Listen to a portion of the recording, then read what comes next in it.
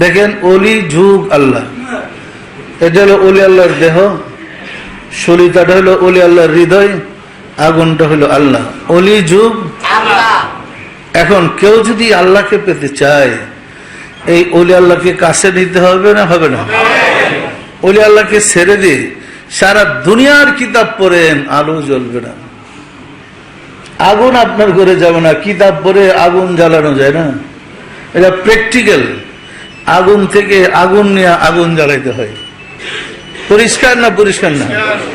আমরা ইমানদার হইতে হলে, মুমিন হইতে হলে, আল্লাহওয়ালা হইতে হলে, যার সিনায় আল্লাহ প্রজ্বলিত এমন একজন মহামানবের সান্নিধ্যে তার কলব থেকে নিজের কলবে আল্লাহর নূর শিখা জ্বালাইতে হবে।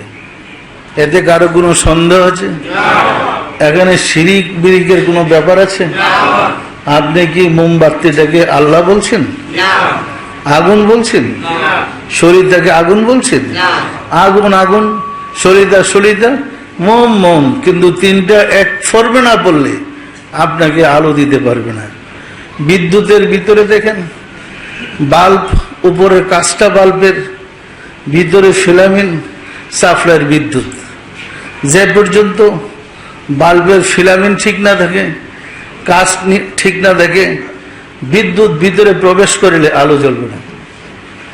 বাল্ব সব ঠিক আছে, সাপ্লাই আছে, সুইচ দেন, ইউজ হয়ে গেছে, কিন্তু বাল্ব সব তো বাহিরে ভালোই দেখা যায়, সুইচ দিলে বাতি জ্বলে না। কেন জ্বলে না? ওই ফিলামেন্ট নেই। তিনটা একত্রিত হইলে আপনাকে আলো দিতে পারবে। তাহলে রাসূল, আল্লাহ, মুর্শিদ একসাথ না হলে আপনাকে আলো দিতে পারবে না। এটা হলো মুর্শিদ, আর ওই যে শরীর, যেটা হলো রাসূলের কলবটা হলো রাসূল, আর আগুনটা হলো আল্লাহ। একত্রে না হলে আপনাকে সাহায্য করতে পারবে না। পরিষ্কার না? পরিষ্কার না? কেউ যদি দোয়া দুরূদ পড়েন, আল্লাহ আমার সাহায্য করো, তসবিহ লিয়া জানটা বাইর করে না, ঘরে আলো জ্বলবে না। আলো জ্বলবে, সিস্টেম আসতে হবে।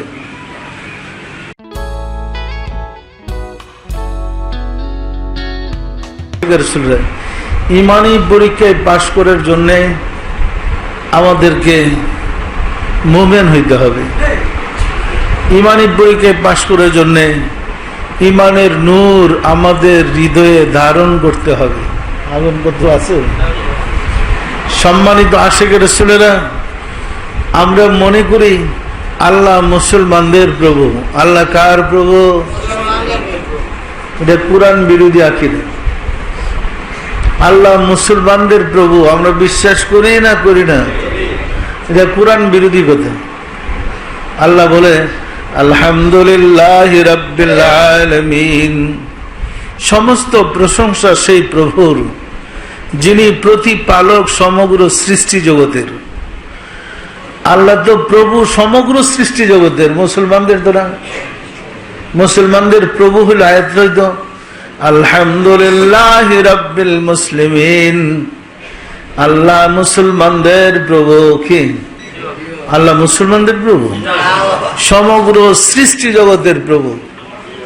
আমরা সৃষ্টি জগতের প্রভুকে যে এত খাটো করে মুসলমান কয়জনের প্রভু বানাইলাম, এই শাস্তিটা বুক করতে তো জান থাকবো না। কি যিনি প্রেসিডেন্ট, আপনি তাকে বলেন ওসি সাহেব, সম্মান দেখলেন থানার ওসি সাহেব, এটা কি হইল? তিনি সমগ্র সৃষ্টি জগতের প্রভু, তাকে বানাইলাম মুসলমানদের প্রভু। ওয়ামা আরসালনাকা ইল্লা রাহমাতাল লিল আলামিন। রাসূলের সামনে বলছে সমগ্র সৃষ্টি জগতের রহমত হিসেবে হে রাসূল আপনাকে প্রেরণ করেছে। মুসলমানরা ধারণা করেছে রাসূল শুধু মুসলমানদেরই রাসূল। কি সত্য না মিথ্যা বলেন? এবং এর উপরে 100% বিশ্বাস রাসূল শুধু মুসলমানদের, আর কোন ধর্মের না। তো আল্লাহ যে বলতেছে সমগ্র সৃষ্টি জগতের রহমত হিসেবে আপনাকে পাঠালাম। তাহলে রাসূলকে খাটো করে দেখার জন্য যদি শাস্তি হয়, আমরা জাহান্নাম থেকে বাঁচতে পারবো? বাঁচার কোনো কারণ আছে? দুইজনকে আমরা খাটো করে আমাদের বানাইলাম, কর্মকাণ্ড যা করেছি, আরে কুকুর দেখলে গিরিটা করে। আমাদের মুসলমানদের কর্মকাণ্ডকে কুকুরে যদি দেখে সেও ঘৃণা করে। একটা মেসাল দিই আল্লাহ সম্বন্ধে, যেন আপনাদের সবার কাছে আমি আল্লাহকে সহজ করে উপস্থাপন করতে পারি। আমি চাচ্ছি কঠিন না করে আল্লাহকে সহজ করে কেমনে আপনি পাবেন আমি একটু দেখাই দিই। তো মেসালটা দিলে সহজ হবে। দেখেন, এটা একটা বাতি জ্বালানো। পবিত্র কোরআনে আল্লাহ বলছেন, আল্লাহ নূরুস সামাওয়াতি ওয়াল আরদ, আল্লাহ আসমান জমিনের নূর। মাসালু নূরিহি কামিসকাতিন ফিহা মিসবাহ, আল্লাহর নূরের মিসাল একটা জ্বালানো বাতির মতো। আল্লাহ নিজেকে জ্বালানো বাতির সাথে উপমা দিয়েছেন। অন্যত্র বলেছেন, ওয়াদায়ান ইলাল্লাহি বিইজনিহি ওয়া সিরাজাম মুনিরা, হে রাসূল আমি আপনাকে প্রজ্বলিত প্রদীপ হিসেবে প্রেরণ করেছি। আল্লাহ বলছে আমি জ্বালানো বাতির মতো, হে রাসূল আপনি ওই জ্বালানো বাতিটা। দেখেন আল্লাহ রাসূলের পার্থক্যটা কি।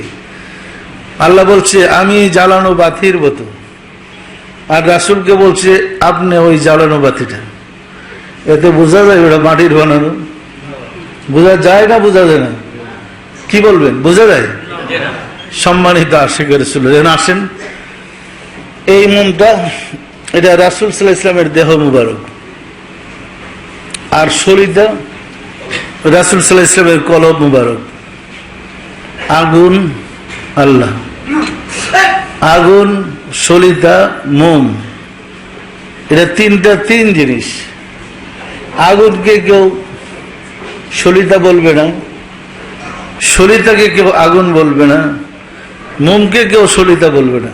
এটা তিন জিনিসটা এক জিনিস। বলেন তো, এই আগুন যদি আপনার কাছে পেতে চান, আপনার ঘরে নিতে চান, তে মোমটাকে ধরে আগুনটা নিতে হবে।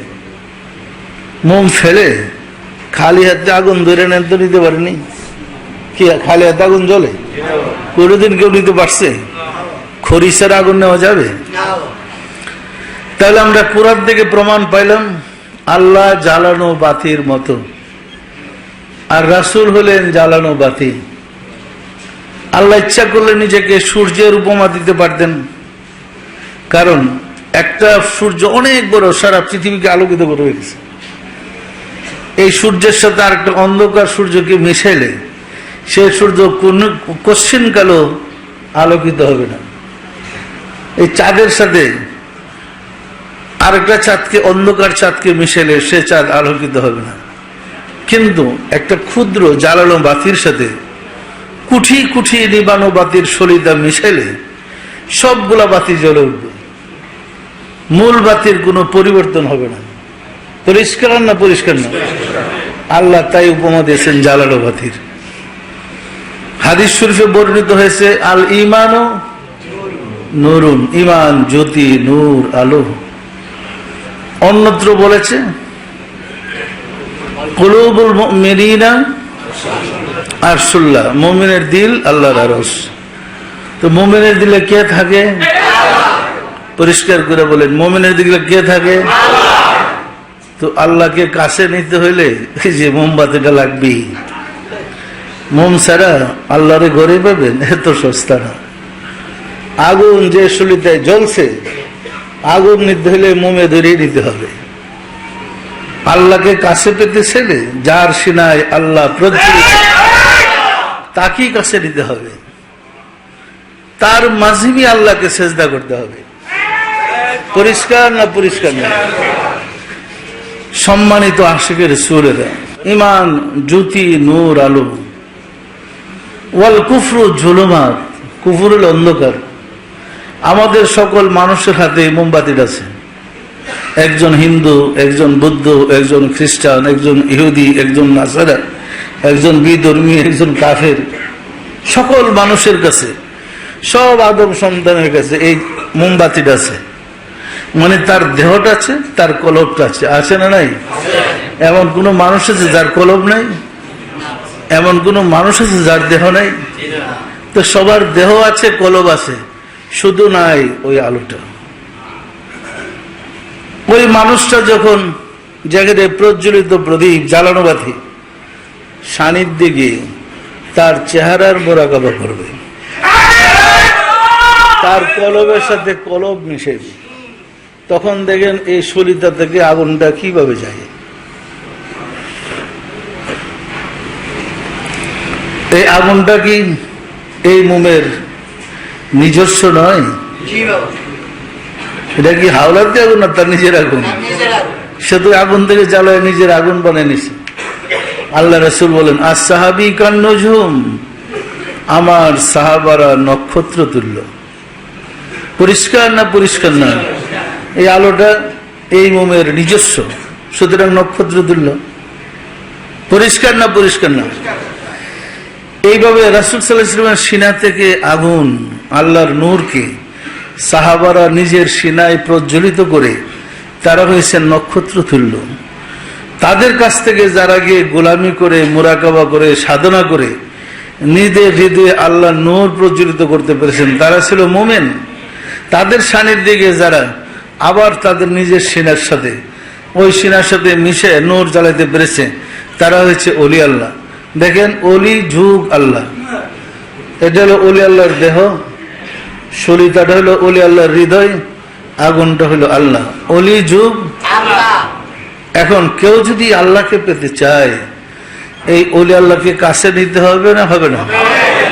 ওলি আল্লাহকে ছেড়ে দিয়ে সারা দুনিয়ার কিতাব পড়েন, আলো জ্বলবে না, আগুন আপনার ঘরে যাবে না। কিতাব পড়ে আগুন জ্বালানো যায় না, এটা প্র্যাকটিক্যাল। আগুন থেকে আগুন নিয়ে আগুন জ্বালাইতে হয়। পরিষ্কার না পরিষ্কার না? আমরা ইমানদার হইতে হলে, মুমিন হইতে হলে, আল্লাহওয়ালা হইতে হলে, যার সিনায় আল্লাহ প্রজ্বলিত এমন একজন মহামানবের সান্নিধ্যে গিয়ে তার কলব থেকে নিজের কলবে আল্লাহর নূর শিখা জ্বালাইতে হবে। এতে কারো কোনো সন্দেহ আছে? এখানে শিরিক বিরিকের কোনো ব্যাপার আছে? আপনি কি মোমবাতিটাকে আল্লাহ বলছেন? আগুন বলছেন? শরীরটাকে আগুন বলছেন? আগুন আগুন, শরীরটা শরীরটা, মোম মোম, কিন্তু তিনটা এক ফর্মে না পড়লে আপনাকে আলো দিতে পারবে না। বিদ্যুতের ভিতরে দেখেন, বাল্ব উপরে কাঁচটা বাল্বের ভিতরে ফিলামেন্ট সাপ্লাইয়ের বিদ্যুৎ, যে পর্যন্ত বাল্বের ফিলামেন্ট ঠিক না থাকে, কাঁচ ঠিক না থাকে, বিদ্যুৎ ভিতরে প্রবেশ করলে আলো জ্বলবে না। বাল্ব সব ঠিক আছে, সাপ্লাই আছে, সুইচ দেন, ইউজ হয়ে গেছে, কিন্তু বাল্ব সব তো বাহিরে ভালোই দেখা যায়, সুইচ দিলে বাতি জ্বলে না। কেন জ্বলে না? ওই ফিলামেন্ট নেই। তিনটা একত্রিত হইলে আপনাকে আলো দিতে পারবে। তাহলে রাসূল, আল্লাহ, মুর্শিদ একসাথ না হলে আপনাকে আলো দিতে পারবে না। এটা হলো মুর্শিদ, আর ওই যে শরীর, যেটা হলো রাসূলের কলবটা হলো রাসূল, আর আগুনটা হলো আল্লাহ।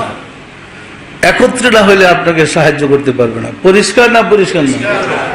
কেউ যদি দোয়া দুরূদ পড়েন, আল্লাহ আমার সাহায্য করো, তসবিহ লিয়া জানটা বাইর করে না, ঘরে আলো জ্বলবে না। আলো জ্বলবে, সিস্টেম আসতে হবে।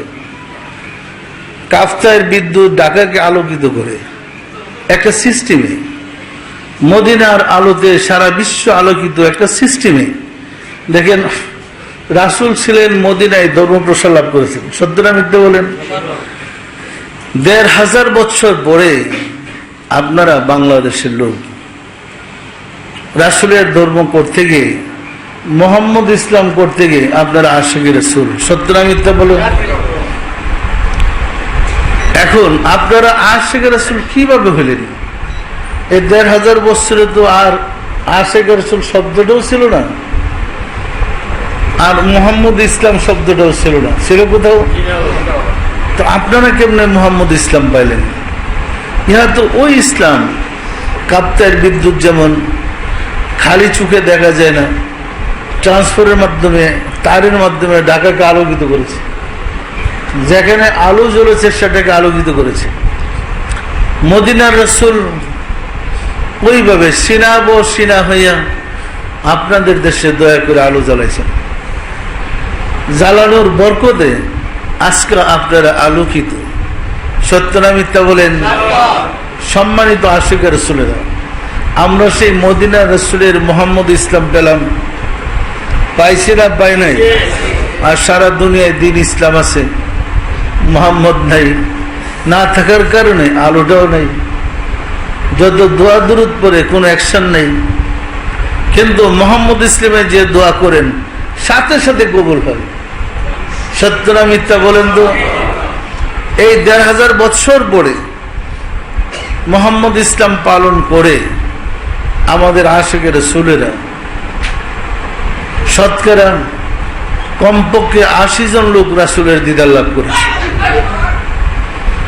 আপনি যদি সিস্টেম অনুযায়ী কাপ্তায়ের বিদ্যুতের তারের সাথে সংযোগ করে আপনার বাসায় বিদ্যুৎ সংযোগ দেন, আপনার বাসা আলোকিত হবে না? হবে না? সংযোগ ছাড়া যদি আলো জ্বালাইতে চেষ্টা করেন বই পড়ে, আছে কোনো লাভ? মাথা কুটলে তো একটু আলো বেরিয়ে না কি? মুসলমানরা সংযোগ হারিয়ে ফেলেছে। কলবের সাথে কলব মিশে যে আলো জ্বালাইতে হয় বেমালুম বলে ফেলেছে, বুঝলে? এখন দিন ইসলাম কায়েম করতেছে। আপনারা জানেন মুসলমানদের অশ্লীল গ্রন্থ কি? কোরআন, পবিত্র কোরআন, আল কোরআন। আসমানি কিতাব কি? আল কোরআন। সত্য না মিথ্যা বলেন? আল কোরআন কার বাণী? আমরা বিশ্বাস করি তো? করি না? করি না? ফেকা কার বাণী? মুসলমানরা যে ফেকা দিয়া ফতোয়াবাজি করে এক মুসলমান আরেক মুসলমানকে কাফের বানাইতেছে, এই ফেকা কার বাণী? আল্লাহর? আল্লাহ রাসূলের? কার বাণী এটা? বুঝতেই পারেন যারা খ্রিস্টানদের চাটুকার, এদের বাণী হলো ফেকা।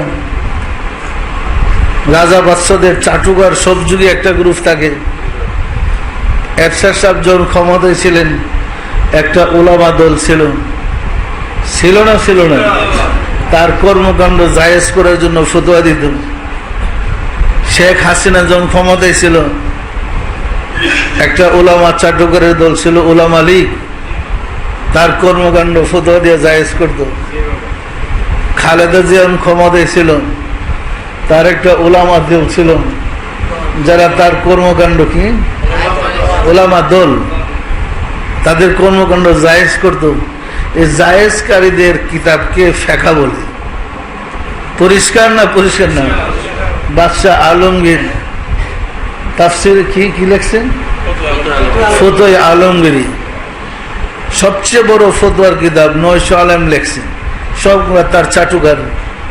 লেখা নাম দিয়েছে ফতোয়া আলমগীরি। এই ফতোয়া পড়ে কি আপনার মুক্তি পাইতে চান? তো সারা মুসলিম বিশ্ব তো ফতোয়ার উপরে ঝুল। আল্লাহর কথা রাসূলের কথা মাইর খেয়েছে, এখন চলছে ফতোয়া। মুসলমানরা মনে করে জায়েজ না না জায়েজ, এটা কি জায়েজ আছে না না জায়েজ মুফতি সাহেব বলে দিবে। কে তোমার কোরআন কি? বিরক্ত হয়ে গেল জগৎ থেকে। তুমি জানতে চাও না কেন আল্লাহ কি বলছে, এই সম্বন্ধে রাসূল কি বলছে? দলিল তো সামনে আছে। আমরা কোরআনের বিধান মানি না। কার বিধান মানি? ফেকার। মুফতি সাহেব যা বলে তাই। পরিষ্কার না? পরিষ্কার না? সংস্কারক, মুহাম্মদ ইসলামের পুনর্জীবন দানকারী, সুফি সম্রাট হযরত মাহবুবে খোদা দেওয়ানবাগী মাদ্দাজিলুল আলী হুজুর কেবলা প্রদত্ত মহামূল্যবান বাণী মোবারক ও মুনাজাত। রাসূলুল্লাহর উত্তরসূরি হ্যালো সুফি সম্রাট হযরত শাহ দেওয়ানবাগী দানবাগী বাজান এখন দয়া করে তার মহামূল্যবান বাণী মোবারক প্রদান করবেন। স্মরণে আয়োজিত বৃহত্তর ময়মনসিংহ জেলার আশিকের রাসূলেরা, আপনারা আমার সালাম গ্রহণ করুন। আসসালামু আলাইকুম ওয়া রাহমাতুল্লাহি ওয়া বারাকাতুহু। সম্মানিত আশিকের রাসূলেরা, রাসূল পাক সাল্লাল্লাহু আলাইহি ওয়াসাল্লামের ধর্ম মূলত ছিল ইসলাম ধর্ম। ইন্নাদ দীনা ইনদাল্লাহিল ইসলাম। আল্লাহর মনোনীত জীবন বিধান ইসলাম ধর্ম। এই ধর্মটা কে রেখে গেছে আমাদের কাছে? এটার নাম কি হবে? আসলে গোড়াতে মোহাম্মদ ইসলামী ছিল। মোহাম্মদ ইসলামের স্বর্ণযুগ ছিল 53 বছর। রাসূল পাক সাল্লাল্লাহু আলাইহি ইসলামের 23 বছর আর খুলাফায়ে রাশেদের 30 বছর। মোহাম্মদ ইসলামের স্বর্ণযুগ ছিল 53 বছর। এরপর থেকে ইসলাম নকল হয়ে গেছে, আর স্বর্ণযুগ নাই। কি জানে বলে এখন বেশি ইমিটেশন আছে না, স্বর্ণের চেয়ে চকচক বেশি করে, কিন্তু তাকে তো আর স্বর্ণ বলবে না। ইমিটেশন তো আর স্বর্ণের দামে বিক্রি হবে না। মোহাম্মদ ইসলামের স্বর্ণযুগ কারবালায় ইমাম হোসেন শাহাদাতের মাধ্যমে শেষ হয়ে গেছে। বিশ্বজুড়ে যে ইসলাম আমরা পেয়েছি, ইমিটেশনের ইসলাম, নকল ইসলাম, এই নকল ইসলাম প্রসার লাভ করেছে বটে, কিন্তু মোহাম্মদের সেই শান্তি, সেই আদর্শ আমরা আর ফিরে পাইনি।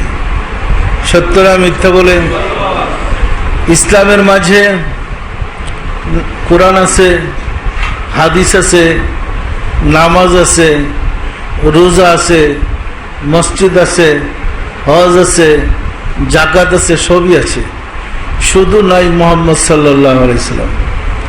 আপনাদের বিশ্বাস হয়? শুধু মুহাম্মদ সাল্লাল্লাহু আলাইহি সাল্লাম অ্যাবসেন্ট, আর ধর্মের সবকিছু আছে। এর প্রমাণ হইল আমাদের মসজিদে বলেন, মক্তবে বলেন, মাদ্রাসাগুলোতে বলেন, কোথাও রাসূল পাক সাল্লাল্লাহু আলাইহি ওয়াসাল্লামের উপরে মিলাদ পড়া হয় না। আমাদের যত হুজুররা সমাজের আছে, যত মাহফিল, যত অনুষ্ঠান হয়, কোথাও মোনাজাতে রাসূল সাল্লাল্লাহু আলাইহি ওয়াসাল্লামের পিতা এবং মার জন্য দোয়া করে না। কোথাও দোয়া করতে শুনছেন আপনারা? তাহলে এই ধর্ম যদি রাসূলের হইতো, তো রাসূলের আব্বা আম্মার জন্য অনুসারীরা কি দোয়া করতেন না? করতেন না? করতেন না? তো রাসূলের আব্বা আম্মার জন্য মুসলমানরা দোয়া করে না কেন? এতে কি প্রমাণিত হয় না এটা রাসূলের ইসলাম না? হয় না? হয় না? রাসূল পাক সাল্লাল্লাহু আলাইহি ওয়াসাল্লাম মানুষের জন্ম থেকে মৃত্যু পর্যন্ত হায়াতে জিন্দেগিতে ইমানি পরীক্ষায় 3টা প্রশ্ন করা হবে। মার রাব্বুকা ওমা দীনুকা ওমান নাবিয়ুকা। তোমার প্রভুকে, তোমার ধর্ম কি, তোমার নবী কি। জিজ্ঞাসা করবেন আপনি কয়েকটা নামাজ পড়ছেন, কত টাকা জাকাত দিয়েছেন, কয়বার হজ করছেন। ইমানের পরীক্ষায় মাত্র 3টা কোশ্চেন, তোমার প্রভুকে, তোমার ধর্ম কি, তোমার নবী কি। যিনি আল্লাহর পরিচয় লাভ করতে পেরেছেন তিনি বলবেন রাব্বি আল্লাহ। অসংখ্য দেব দেবীর মাঝে আমাদের প্রভুকে বসায় রেখে জিজ্ঞাসা করবেন কে তোমাদের প্রভু, দেখো।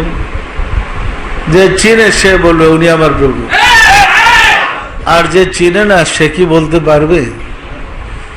অসংখ্য নবী রাসূলের মাঝে আমাদের রাসূলকে রেখে জিজ্ঞাসা করা হবে কে তোমার রাসূল। যে চিনে সে বলবে উনি মুহাম্মদ রাসূলুল্লাহ সাল্লাল্লাহু আলাইহি ওয়াসাল্লাম। যে চিনে না সে কি বলতে পারবে? লক্ষ মানুষের মাঝে যদি আপনি থাকেন, আপনার ছেলেকে জিজ্ঞাসা করা হয় তোমার আব্বা কোনজন দেখাও তো, সন্তান কি পিতাকে বের করতে পারবে? পারবে না? পারবে না? মুসলমানদের ইমানের পিতাকে বলেন তো। তাহলে যার ইমানের জন্ম হয়েছে, যার কলবে ইমানের সৃষ্টি হয়েছে, জন্ম হয়েছে, সে তো তার পিতাকে খুঁজে বের করবি? পারবে না? পারবে না? কিন্তু যাদের কলবে ইমানের জন্ম হয় নাই, তারাও কি পিতা খুঁজে পাবে? এর তো পিতাই নাই, আবার পিতা কি? পরিষ্কার না? পরিষ্কার না? সম্মানিত আশিকের রাসূলরা, ইমানি পরীক্ষায় পাশ করার জন্য আমাদেরকে মুমিন হইতে হবে। ইমানি পরীক্ষায় পাশ করার জন্য ইমানের নূর আমাদের হৃদয়ে ধারণ করতে হবে। আগুন কত আছে? সম্মানিত আশিকের রাসূলেরা, আমরা মনে করি আল্লাহ মুসলমানদের প্রভু। আল্লাহ কার প্রভু? এটা কুরআন বিরোধী আকীদা। আল্লাহ মুসলমানদের প্রভু আমরা বিশ্বাস করি না করি না? এটা কুরআন বিরোধী কথা। আল্লাহ বলে আলহামদুলিল্লাহি রাব্বিল আলামিন, সমস্ত প্রশংসা সেই প্রভুর যিনি প্রতিপালক সমগ্র সৃষ্টি জগতের। আল্লাহ তো প্রভু সমগ্র সৃষ্টি জগতের, মুসলমানদের তো না। মুসলমানদের প্রভু হল আয়াত রইত আলহামদুলিল্লাহি রাব্বিল মুসলিমিন, আল্লাহ মুসলমানদের প্রভু। কি আল্লাহ মুসলমানদের প্রভু? সমগ্র সৃষ্টি জগতের প্রভু। আমরা সৃষ্টি জগতের প্রভুকে যে এত খাটো করে মুসলমান কয়জনের প্রভু বানাইলাম, এই শাস্তিটা বুক করতে তো জান থাকবো না। কি যিনি প্রেসিডেন্ট, আপনি তাকে বলেন ওসি সাহেব, সম্মান দেখলেন এটা থানার ওসি সাহেব, এটা কি হইল? তিনি সমগ্র সৃষ্টি জগতের প্রভু, তাকে বানাইলাম মুসলমানদের প্রভু। ওয়ামা আরসালনাকা ইল্লা রাহমাতাল লিল আলামিন, রাসূলের শুনে বলছে সমগ্র সৃষ্টি জগতের রহমত হিসেবে হে রাসূল আপনাকে প্রেরণ করেছে। মুসলমানরা ধারণা করেছে রাসূল শুধু মুসলমানদেরই রাসূল। কি সত্য না মিথ্যা বলেন? এবং এর উপরে 100% বিশ্বাস রাসূল শুধু মুসলমানদের, আর কোন ধর্মের না। তো আল্লাহ যে বলতেছে সমগ্র সৃষ্টি জগতের রহমত হিসেবে আপনাকে পাঠালাম, তাহলে রাসূলকে খাটো করে দেখার জন্য যদি শাস্তি হয়, আমরা জাহান্নাম থেকে বাঁচতে পারবো? বাঁচার কোনো কারণ আছে? দুইজনকে আমরা খাটো করে আমাদের বানাইলাম। কর্মকাণ্ড যা করেছি খালি কুকুর দেখলে ঘৃণা করি। আমাদের মুসলমানদের কর্মকাণ্ডকে কুকুরে যদি দেখে সেও ঘৃণা করে। একটা মেসাল দিই আল্লাহর সম্বন্ধে, যেন আপনাদের সবার কাছে আমি আল্লাহকে সহজ করে উপস্থাপন করতে পারি। আমি চাচ্ছি কঠিন না করে আল্লাহকে সহজ করে কেমনে আপনি পাবেন আমি একটু দেখাই দিই। তো মেসালটা দিলে সহজ হবে। দেখেন, এটা একটা বাতি জ্বালানো। পবিত্র কুরআনে আল্লাহ বলছেন আল্লাহু নূরুস সামাওয়াতি ওয়াল আরদ, আল্লাহ আসমান জমিনের নূর। মাসালু নূরিহি কামিসকাতিন ফিহা মিসবাহ, আল্লাহর নূরের মিসাল একটা জ্বালানো বাতির মতো। আল্লাহ নিজেকে জ্বালানো বাতির সাথে উপমা দিয়েছেন। অন্যত্র বলেছেন ওয়াদায়ান ইলাল্লাহি বিইজনিহি ওয়া সিরাজাম মুনিরা, হে রাসূল আমি আপনাকে প্রজ্বলিত প্রদীপ হিসেবে প্রেরণ করেছি। আল্লাহ বলছে আমি জ্বালানো বাতির মতো। হে রাসূল আপনি ওই জ্বালানো বাতিটা দেখেন। আল্লাহ রাসূলের পার্থক্যটা কি? আল্লাহ বলছে আমি জ্বালানো বাতির মতো, আর রাসূলকে বলছে আপনি ওই জ্বালানো বাতিটা। এতে বোঝা যায় ওটা মাটির বানানো। বোঝা যায় না? বোঝা যায় না? কি বলবেন? বোঝা যায়? সম্মানিত আশিকের রাসূল আসেন, এই মোমটা এটা রাসূল সাল্লাল্লাহু আলাইহি ওয়াসাল্লামের দেহ মুবারক, আর শরীরটা রাসূল সাল্লাল্লাহু আলাইহি ওয়াসাল্লামের কলব মুবারক। আগুন আল্লাহ, আগুন, সলিতা, মোম, এটা তিন জিনিস। আগুনকে কেউ সলিতা বলবে না, সলিতাকে কেউ আগুন বলবে না, মোমকে কেউ সলিতা বলবে না। এটা তিন জিনিসটা এক জিনিস বলেন তো? এই আগুন যদি আপনার কাছে পেতে চান, আপনার ঘরে নিতে চান, তে মোমটাকে ধরে আগুনটা নিতে হবে। মোম ফেলে খালি হাতে আগুন ধরে নেন তো নিতে পারেনি। কি খালি হাতে আগুন জ্বলে? কোনোদিন কেউ নিতে পারছে? খরিসের আগুন নেওয়া যাবে? তাহলে আমরা কুরআন থেকে প্রমাণ পাইলাম আল্লাহ জ্বালানো বাতির মতো, আর রাসূল হলেন জ্বালানো বাতি। আল্লাহ ইচ্ছা করলে নিজেকে সূর্যের উপমা দিতে পারতেন, কারণ একটা সূর্য অনেক বড়, সারা পৃথিবীকে আলোকিত করে রেখেছে। এই সূর্যের সাথে আর একটা অন্ধকার সূর্যকে মিশাইলে সে সূর্য কোশ্চিন কালো আলোকিত হবে না। এই চাঁদের সাথে আরেকটা চাঁদকে, অন্ধকার চাঁদকে মিশাইলে সে চাঁদ আলোকিত হবে না। কিন্তু একটা ক্ষুদ্র জ্বালানো বাতির সাথে কুঠি কুঠি নিবানো বাতির সলিতা মিশাইলে সবগুলা বাতি জ্বলে উঠবে, মূল বাতির কোনো পরিবর্তন হবে না। পরিষ্কার না পরিষ্কার না? আল্লাহ তাই উপমা দিয়েছেন জ্বালানো বাতির। হাদিস শরীফে বর্ণিত হয়েছে, আল ঈমানু নূরুন, ঈমান জ্যোতি, নূর আলো। অন্যত্র বলেছে কুলুবুল মুমিনিনা আরশুল্লাহ, মুমিনের দিল আল্লাহর আরশ। তো মুমিনের দিলে কে থাকে? পরিষ্কার করে বলেন, মুমিনের দিলে কে থাকে? তো আল্লাহকে কাছে নিতে হইলে এই যে মোমবাতিটা লাগবেই। মোম ছাড়া আল্লাহরে ঘরে পাবেন এত সস্তা না। আগুন যে সলিতায় জ্বলছে, আগুন নিতে হলে মোমে ধরিয়ে দিতে হবে। আল্লাহকে কাছে পেতে ছেলে যার সিনায় আল্লাহ প্রজ্বলিত, তাকেই কাছে নিতে হবে, তার মাঝিমি আল্লাহকে সেজদা করতে হবে। পরিষ্কার না পরিষ্কার না?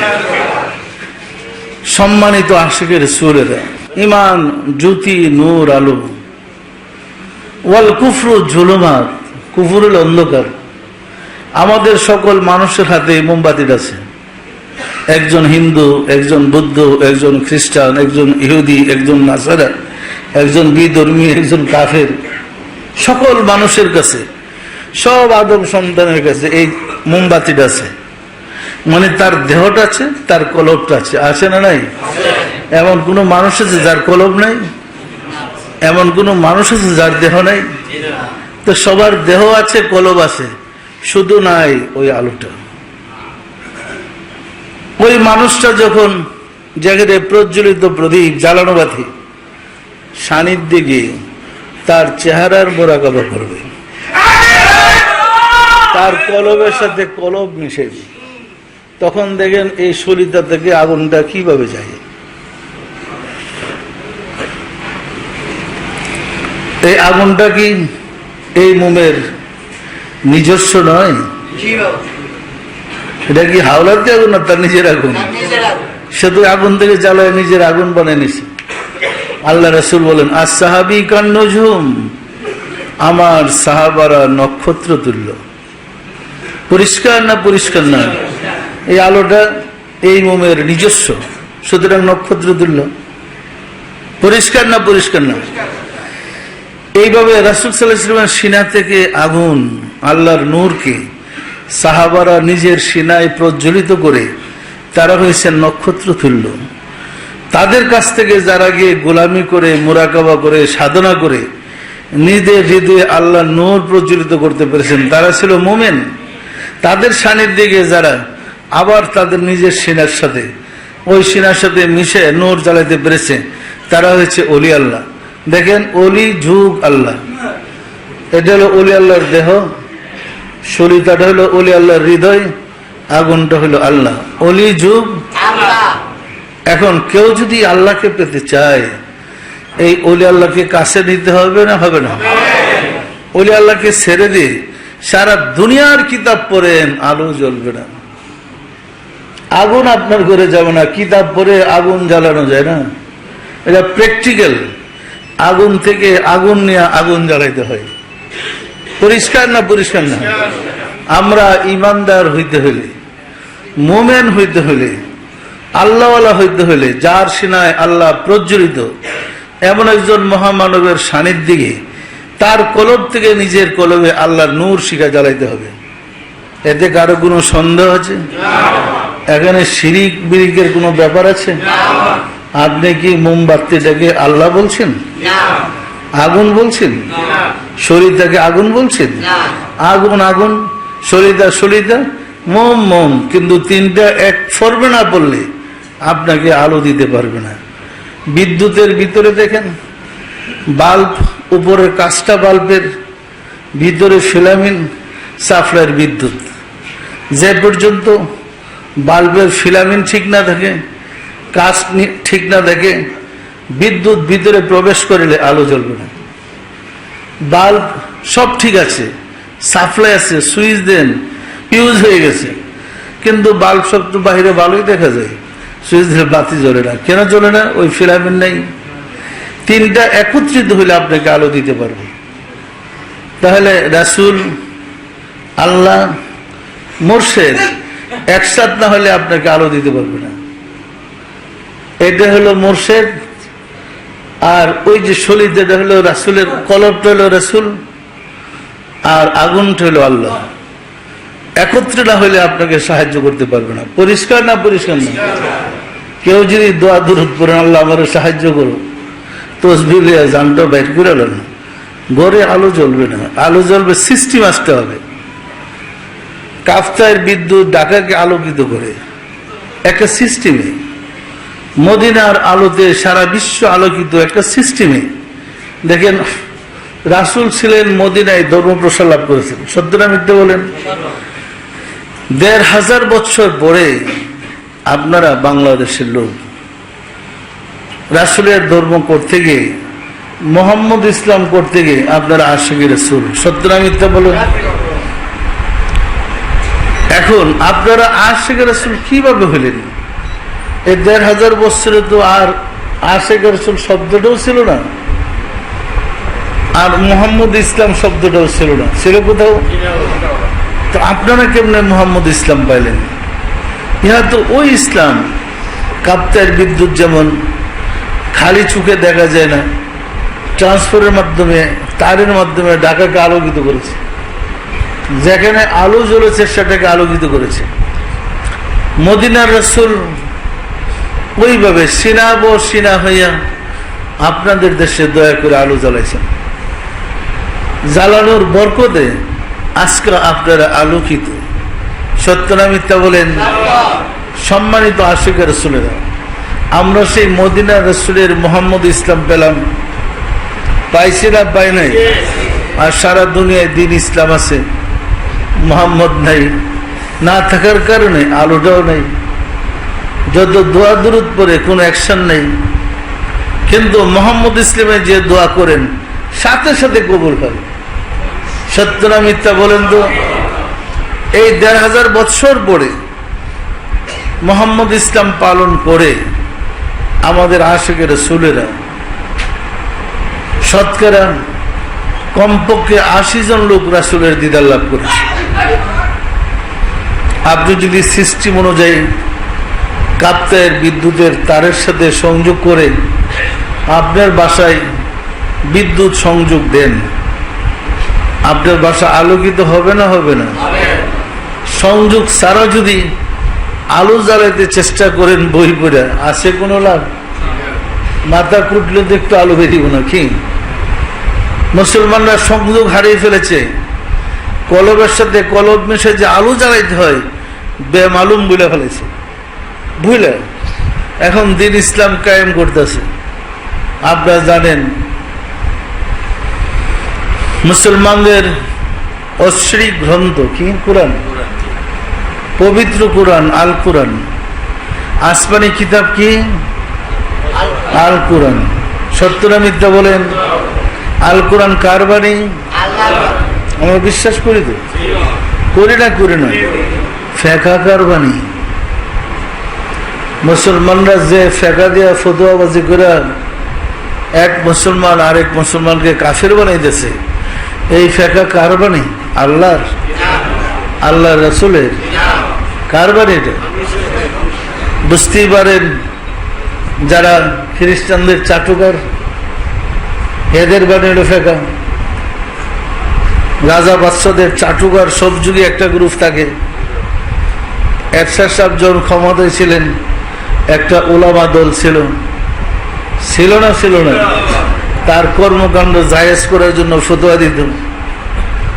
শেখ হাসিনা যখন ক্ষমতায় ছিল, একটা উলামা চাটুকারের দল ছিল, উলামা লীগ, তার কর্মকাণ্ড ফতোয়া দিয়ে জায়েজ করত। খালেদা জিয়া ক্ষমতায় ছিল, তার একটা ওলামা দল ছিল, যারা তার কর্মকাণ্ড কি ওলামা দল, তাদের কর্মকাণ্ড জায়েজ করত। এই জায়েজকারীদের কিতাবকে ফেকা বলে। পরিষ্কার না পরিষ্কার না? বাদশাহ আলমগীর তাফসিরে কি লিখছেন? ফতোয়া আলমগীরি, সবচেয়ে বড় ফতোয়ার কিতাব, 900 আলেম লেখছেন, সবগুলা তার চাটুকার, লেখা নাম দিয়েছে ফতোয়া আলমগীরি। এই ফতোয়া পড়ে কি আপনার মুক্তি পাইতে চান? তো সারা মুসলিম বিশ্ব তো ফতোয়ার উপরে ঝুল। আল্লাহর কথা রাসূলের কথা মাইর খেয়েছে, এখন চলছে ফতোয়া। মুসলমানরা মনে করে জায়েজ না না জায়েজ, এটা কি জায়েজ আছে না না জায়েজ মুফতি সাহেব বলে দিবে। কে তোমার কোরআন কি বিরক্ত হয়ে গেল জগৎ থেকে? তুমি জানতে চাও না কেন আল্লাহ কি বলছে, এই সম্বন্ধে রাসূল কি বলছে? দলিল তো সামনে আছে। আমরা কোরআনের বিধান মানি না, কার বিধান মানি? ফেকার। মুফতি সাহেব যা বলে তাই। পরিষ্কার না পরিষ্কার না? এইভাবে কিন্তু আমরা মূলত মূল ধর্ম থেকে দূরে সরে গেছি। সরার ফলে মোহাম্মদ ইসলাম আমরা হারাইছি, প্রেমের ইসলাম হারাইছি, আল্লাহ রাসূলের সাথে আমাদের সম্পর্ক নষ্ট হয়ে গেছে। পরিষ্কার না পরিষ্কার না? সম্মানিত আশিক রাসূলেরা, মুসলমানদেরকে জিজ্ঞাসা করেন আল্লাহ আকার না নিরাকার? এক চাপা সবাই বলবে আল্লাহ নিরাকার। বলবে না বলবে না? জিজ্ঞাসা করেন আল্লাহ কয়জন? সবাই বলবে একজন, কারণ সব নবী সকল রাসূল বলেছে আল্লাহ এক। আল্লাহ কয়জন? নিরাকার। কে এক গণে কেমনে? একটা বাতাস তো হয় না, একটা ফ্যানের বাতাস হয়, একটা পানি তো হয় না, এক গ্লাস পানি হয়। আল্লাহ যদি নিরাকার হয় এক হবে? আর এক হলে কি কোনোদিন নিরাকার হবে? আপনারই বলেন। হায়াত, মওত, রিজিক, দৌলত, ইজ্জত, সম্মান কার হাতে? আল্লাহর হাত আছে। হাত কবে থেকে নিরাকার হইল? দেখেন বুঝে চাপছে কেমনে আমাদের গাড়ি। বন্দা যে যা করে আল্লাহ দেখে, দেখে না দেখে না? আল্লাহর চোখ আছে। চোখ কবে থেকে নিরাকার হইল? বন্দা প্রকাশ্য অথবা গোপনে যা বলে আল্লাহ শুনে, শুনে না শুনে না? আল্লাহর কান আছে। কান কবে থেকে নিরাকার হইল? কোরআন আল্লাহর বাণী। কার বাণী? বাণী মানে কথা। আল্লাহর মুখ আছে। মুখ কবে থেকে নিরাকার হইল? বন্দা আল্লাহর দিকে এক পা গেলে আল্লাহ 10 পা গায়, বন্দা হাইটা গেলে আল্লাহ দৌড়ে যায়। বিশ্বাস করেন? আল্লাহর পা আছে।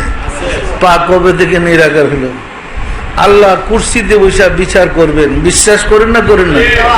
নিরাকার আল্লাহ সিংহাসনে বসে কিভাবে কেমনে বিচারটা করব? আল্লাহর আসমাউল হুসনা 99টা গুণবাচক নাম আছে। করিম, রহিম, সাত্তার, জব্বার, খালেক, মালিক, গাফফার আছে না নাই? তো আল্লাহর গুণ আছে। যার রূপ নাই তার গুণ কিভাবে প্রকাশ পাবে? যার রূপই নাই তার আবার গুণ কিসে? আল্লাহ সম্বন্ধে আমাদের এই ধারণাটা শুদ্ধ না ভুল আপনারাই বলেন। সম্মানিত আশিক রাসূলেরা, আপনারা কোরআন খুললে স্পষ্ট দেখবেন ইয়াদাহু মাবসুতাতাইনে, আল্লাহর 2 হাত প্রশস্ত। ফাইনামা তাওয়াল্লু ফাসাম্মা ওয়াজহুল্লাহ, যেদিকে চক্ষু ঘুরাও সেদিকে আল্লাহর চেহারা রহিয়াছে। ইয়াউমা ইউকশাফু আনিস সাক ওয়া ইয়াদউনা ইলা সুজুদ, হাসরের দিন আল্লাহ পায়ের গোছা থেকে কাপড় উন্মোচন করবেন। আল্লাহর পায়ের গোছার রশ্মিতে সমগ্র হাসর আলোকিত হয়ে যাবে। যে বুঝা যায় আল্লাহ কাপড়ও পরে না। কি এগুলো পরে না? অসংখ্য আয়াত আমি লিখছি কোরআনের। ওই আল্লাহকে সত্যি কি দেখা যায় না? আয়াতগুলো বাইর করে আমি দেখাইছি আপনাদের। তাহলে কোরআনে বলে আল্লাহ কার? আমরা জানি আল্লাহর হাত আছে, চোখ আছে, কান আছে, মুখ আছে। নিরাকার পেলাম কোথায়? সম্মানিত আশিক রাসূলেরা, আমরা 200 বছর বিজাতের গোলামি করেছি। খ্রিস্টানদের গোলামি আমরা করি নাই? ওরা সুকৌশলে মাদ্রাসা নির্মাণ করে আমাদের থেকে নিয়ে হুজুর বানাইয়া সুকৌশলে ঢুকাই দিচ্ছে তাদের আগে। আমরা যেন জিন্দিগিতে আল্লাহকে ডাইকা না পাই। আপনি যদি বিশ্বাস করেন আল্লাহ নিরাকার, আবাদত করে প্রার্থনা করলে আপনাকে পুরস্কার দিবে কেন? নাই তো। নিরাকার মানে কিছুই না, তাহলে আল্লাহ বলতে কিছু নাই? আল্লাহর অস্তিত্ব নাই? আপনি যদি বিশ্বাস করেন অস্তিত্ব নাই, তো উনি আপনাকে সাহায্য করবে কিভাবে? ফলে আবাদত করেও কোনো ফল পাচ্ছে না। আমার কথা পেশ লাগে আপনাদের? বুঝতে কোনো সমস্যা হচ্ছে? 200 বছর বিজাতির গোলামি করে আল্লাহকে হারাইছি, রাসূলকে হারাইছি। এরা সুকৌশলে আমাদেরকে ধ্বংস করে দিয়ে গেছে। এরা বলে গেছে আল্লাহ নিরাকার, আমরা হুজুরদের কাছে সুন্দর সুন্দর বলে আল্লাহ নিরাকার। এরা বলছে রাসূল গরিব ছিলেন, হুজুর আওয়াজ করে 70 তারি জামা পরতেন, না খেয়ে পেটে পাথর বাঁধছেন, ইহুদির খেজুরের বাগানে বালতি দিয়া রাসূল পানি দিতেন, আছে কিন্তু এখনো মাদ্রাসায় পড়াই না। আসলে কি রাসূল গরিব ছিলেন? তিনি তো বাদশার বাদশাহ, যিনি কুল কায়নাতের বাদশাহ, যার সম্বন্ধে রাসূল নিজে বলছেন সমগ্র আল্লাহর সমগ্র ধনভাণ্ডারের চাবি আমার হাতে দিয়েছেন। আল্লাহর সমগ্র ধনভাণ্ডারের চাবি যার হাতে, লোকটা কি গরিব? পেটে পাথর বন্ধ চিপে পড়ে দিয়েছে কেউ। অথচ আমরা যা প্রমাণ পেয়েছি সেটা এরকম, রাসূল সাল্লাল্লাহু আলাইহি ওয়াসাল্লাম প্রতিদিন 3.5 থেকে 400 লোকের খাবার ব্যবস্থা করতেন তার লঙ্গর খানে। যার লঙ্গন খাড়াতে 3.5 থেকে 400 লোক প্রতিদিন খাবার পায়, যে খাবার দেয় এই লোকটা না খেয়ে পেটে পাথর বাঁধছে, কথাটা কি সত্য? তাহলে রাসূল ধনী ছিলেন না গরিব ছিলেন? রাসূল সাল্লাল্লাহু আলাইহি ওয়াসাল্লাম 100 উট কুরবানি করেছে। বিদায়ের হজে নিজের থেকে 100 উট কুরবানি করছিলেন। যিনি 100 উট কুরবানি করলেন লোকটা গরিব। আমরা একটা কিতাব লিখেছি, রাসূল সত্যি কি গরিব ছিলেন? আমরা অনেক দলিল প্রমাণ দিয়ে প্রমাণ করেছি রাসূল ধনী ছিলেন।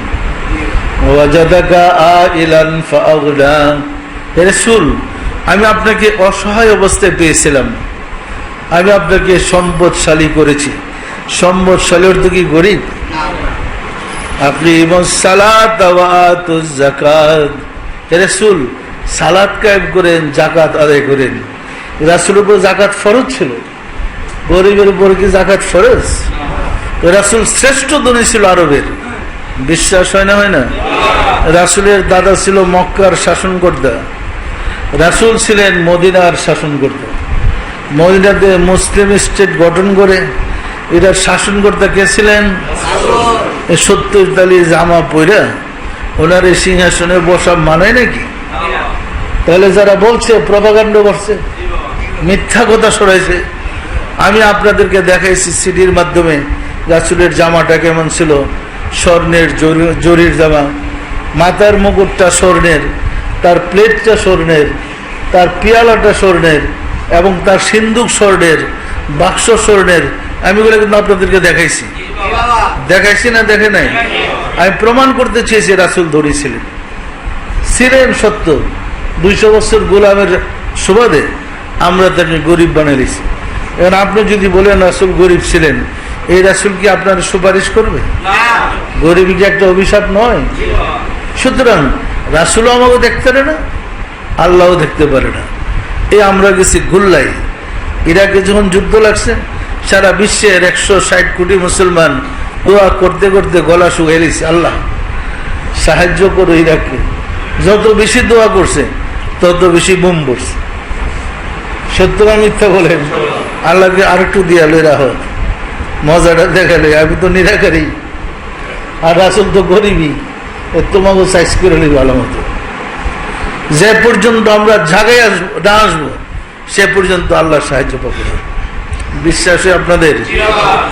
সম্মানিত আশিক রাসূলের জায়গায় আসার পথই রাসূল সাল্লাল্লাহু আলাইহি ওয়াসাল্লাম হেরা গুহায় 15 বছর ধ্যান করেছিলেন। কত বছর? আমরা কোনো মসজিদে, কোনো মাকতাবায়, কোনো মক্তবে, কোনো মুরাকাবা করি নাকি? মুরাকাবা না করলে তো রাসূলের বিদ্যা শিখলাম কেমন? আরবি ভাষা শিয়া তো রাসূলের না, আরবি ভাষা তো ইমরুল কাইস উনাইজার কিচ্ছা, আরবের শায়েরদের কথা ভাষা। আবু জেহেল আবু লাহাবের ভাষা তো আরবি, এর আরবি ভাষা শিখলে নাইবে রাসূল হয়ে যায়? আরবের সুর ডাকাত গুন্ডা বদমাইশ সেদের ভাষা তো আরবি, হেরাও নাইবে রাসূল ভাষার কারণে। যিনি রাসূলের বিদ্যায় বিদ্যান তিনি হলেন নাইবে রাসূল। পরিষ্কার না পরিষ্কার না? আমরা যদি সত্যিকার আশিকে রাসূল হইতে পারি, আমরা রাসূলের বিদ্যা শিখতে পারবো। শুধু আমরা কেন, একজন হিন্দুর ছেলে, বুদ্ধর ছেলে, খ্রিস্টানের ছেলে, যে কোনো ধর্মের লোক আমার জ্বালানো বাতির তার নিবানো বাতির শরীরে মিশেলে সে আল্লাহ হবেই, কোনো সন্দেহ নেই। পরিষ্কার না পরিষ্কার না? যে পর্যন্ত জ্বালানো বাতির সাথে নিবানো বাতির শরীরে মিশাইতে সক্ষম না হবে, দোয়া দুরুদ পড়ে বাতি জ্বলবে না। দোয়া দুরুদ পড়ে আলো আসুক, আলো আসুক, আলো আসুক, লাভ কি? সম্মানিত আশিকের রাসূলের উন্নত জাতের ফসল এবং উন্নত জাতের বীজের আঙ্গুরের ফলন, কমলার ফলন এখন আমাদের দেশে চাষ হয় না? হয় না? এই উন্নত জাতের আপনাদের বালকায় সৌদি আরবের খেজুর আর না চাষ করতেছে, সৌদি আরবের খেজুরের মধ্যেই খাইতে অবিকল, সত্য না মিথ্যা বলেন? তাহলে আপনি যদি ওই উন্নত বীজ এনে আপনার জমিনে আবাদ করেন, চাষাবাদ করেন ওই ফর্মুলা অনুযায়ী, তাহলে আপনার জমিনে হাইব্রিড ফলন হবে না? হবে না? উন্নত ফল আসবে না? আসবে না? কিন্তু বীজ লাগবে তো। বীজ বহনে ক্ষেতের আইল দিয়ে যদি তসবিলে দোয়া পড়েন আর সার গোবর দেন, ফসল পাওয়া যাবে? বীজ লাগবে না? লাগবে না? নূরে মোহাম্মদের নূর যদি ওই ফান থেকে আপনি সংগ্রহ করেন, করে যদি আপনার কলবে বীজটা বপন করেন, আর এই আল্লাহ শব্দের জিকিরটা কলবে বসে যায়, একটা সময় আসবে ওই আল্লাহ শব্দের বীজটা থেকে গাছ হবে, পাতা হবে, ফুল হবে, ফল হবে, আপনাকে প্রমাণ করবে আপনি মুমিন। ওই বীজটাই প্রমাণ করবে। পরিষ্কার না পরিষ্কার না? আমরা যেন মুমিন হইতে পারে তার জন্যই আমরা রাসূলের সিস্টেম অনুযায়ী কলব স্পর্শ করে দেখে দিই। এই যে দেখেন আল্লাহ আল্লাহ জিকির, আপনাদের সবাইকে যারা সবক নিয়েছেন আমি দেখেছি, কলব দেখাইছি না? দেখে নাই? ভিতরে খেয়াল করে দেখেন স্পন্দন শুরু হয়েছে, টাচ করার পরে ভিতরে স্পন্দন, স্পন্দনটা যে আল্লাহ আল্লাহ আল্লাহ জিকিরটা খেয়াল করে, খেয়াল করতে করতে বীজ যখন বপন করা হয়েছে আপনি প্র্যাকটিসটা করেন, ফল ঘরে বসেই পাইবেন। মদিনা রাসূল দেখবেন আপনার ভিতরে ঢুকে গেছে। পরিষ্কার না পরিষ্কার না? তখনই স্বপ্নে দেখবেন, মোরাকাবায় দেখবেন ওই যে ফলটা, নূরে মুহাম্মদী মদিনা রাসূল। এই কারণে আমাদের 80% লোক রাসূলের দিদার লাভ করতে সক্ষম। পরিষ্কার না পরিষ্কার না? সম্মানিত আশিকের রাসূলরা, রাসূলের রেখে যাওয়া মুহাম্মদ ইসলাম প্রচার করার দায়িত্ব আমাদের। কাদের? আমরা যেহেতু তার উম্মত। এখন যার যার এলাকায় আমরা কি পারবো রাসূলের ওই মুহাম্মদ ইসলামটা আনতে? কি বলেন, পারবেন? আমরা পারবো? আমরা প্রত্যেকে কি পারবো? না বেশি পারবেন না, অল্প অল্প না? অল্প বলে চলবে না কি? জীবন বাজি লাগাইয়া হলেও যে ইসলাম কারবালায় ধরাশায়ী হয়েছে, যে ইসলামকে কারবালায় কচু কাটা করা হয়েছে, যে ইসলামকে চিরতরে নিশ্চিহ্ন করে দেওয়া হয়েছে, সেই মুহাম্মদ ইসলাম আমরা সমাজে আনতে চাই। আমরা পারবো? পারবো না? পারবো না? এক সময় আমি একাই ছিলাম মুহাম্মদ ইসলামের ধারক বাহক হিসেবে, শুধু আমি যখন আমার মুর্শিদের দরবার থেকে ঢাকা এসেছি, তখন আরামবাগ শফিউদ্দিনের বাড়িতে এক অনুষ্ঠানে আলোচনা করেছিলাম। সবাই কাঁদতেছিল, তো লোক ছিল কম, এক পাতিল না দেড় পাতিল খাবার লাগছে, লোক বেশি না, সংখ্যায় কম। তাই আমি আলোচনা করতেছিলাম, আমি বলছিলাম আর কেউ না থাকলেই আমি যথেষ্ট মোহাম্মদ ইসলাম প্রচার করতে। ইনশাল্লাহ আমি এই সত্যতা প্রমাণ করে দিয়ে যাব। রাব্বুল আলামিন দয়া করে কবুল করলেন। দেশ বিদেশে একটা যুদ্ধ লেগে গেল আমাকে নিয়ে। আপনি কি যুদ্ধের খবর পাইছিলেন? সারা দেশে দৈনিক পত্রিকাগুলো বিজ্ঞাপনের মধ্যে ছাপাইছে আমার কথা। চরমভাবে লেখালেখি শুরু হয়েছে। আর দিন ইসলাম যে জেহাদ আছে ধর্মের খেদমতের নামে বেরিয়ে গেছে জেহাদ করতে। তো ওই সময় এখানে বসে বলছিলাম, এমন কোন মায়ের ছেলে জন্মগ্রহণ করেন নাই যে দেওয়ানবাগির ধর্মটা থামাইলে দিন, পারবেন না থামাইতে। এখানে বসে বলছিলাম, হুজুররা আমার সাথে জিহাদ করেন, আগামী 5 বছর পরে দেখেন কার ধর্ম থাকে, আপনাদের না দেওয়ানবাগের ধর্ম। এখানে বসে বলছিলাম, হুজুররা আমারে খুচাখুচি করেন, আমি কিন্তু আপনাদের মুখোশ খুলে দেব, পরে পালাইবার জায়গা পাইবেন না। কি হবে? আছে কিন্তু কেসে দেখবেন, আছে না নাই? এরপরেই তো হুজুরা ধরা পড়ার শরীর, জুব্বা পাগড়ির ভিতরে যে বুম ঝাঁস মেরে লিতেছে, বুম ফাটাই ধরা পড়তে তো ফাঁসি হয়ে গেছে। এখনকার অস্বীকার করার জো আছে? এই কথাটি তো 5 বছর আগে বলছিলাম। কি সত্যটা মিথ্যা বলেন? সম্মানিত আশিকের ছিল। তখন সরকারকেও বলছিলাম, ক্ষমতা আছে তো, নাম ধরে প্রকাশ্য বলছিলাম একদম খোলামেলা, 21 বছর পরে কারে ধরে ক্ষমতা আসছে ভুলে গেছে? তোমাদের উপর আল্লাহর গজব পড়বে। আর আমাকে তোমরা এতটুকু জ্বালাও যতটুকু তোমরা জ্বলতে পারবে। সরকারকে বলছিলাম, কেমন জ্বলা চলতেছে দেখেন, আমি তো ভালোই আছি। তখন বলছিলাম 73 ফেরকার 72 ফেরকা আবার বিরুদ্ধে লাগছে, আমি একদম কি। তখন বলছিলাম আরো যদি কেউ বাকি থাকেন একসাথে লাগেন, জঙ্গল পরিষ্কার করে দিয়ে যায়। মনে আছে আপনাদের? রাব্বুল আলামিনের দয়ায় আমরা টিকে আছি। এখন আপনারা লক্ষ লক্ষ আশা করেছেন, সত্যটা মিথ্যা বলেন। তাহলে আমাদের পক্ষে কি রাসূলের ধর্মটা সমাজে আনা সম্ভব হবে না হবে না?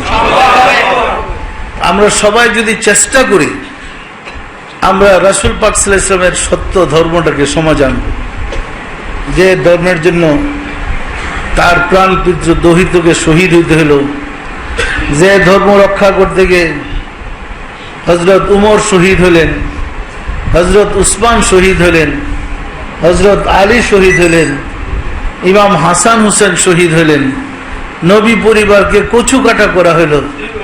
সেই ধর্ম রক্ষা করার দায়িত্ব আমাদের আছে না নাই? যারা মুনাফিক তাদের কথা ভিন্ন, কিন্তু যারা রাসূলকে বিশ্বাস করছে তারা তো রাসূলের এই পবিত্র ধর্ম রক্ষা করতে জীবন বাজি লাগাই করতে হবে। পরিষ্কার না? পরিষ্কার না?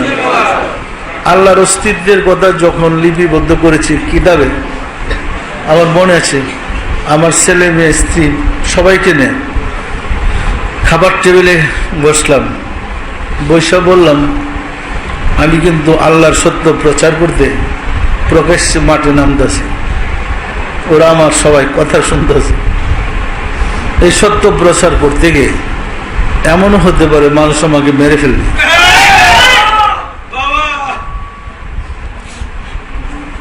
তোমাদের কোন আপত্তি আছে?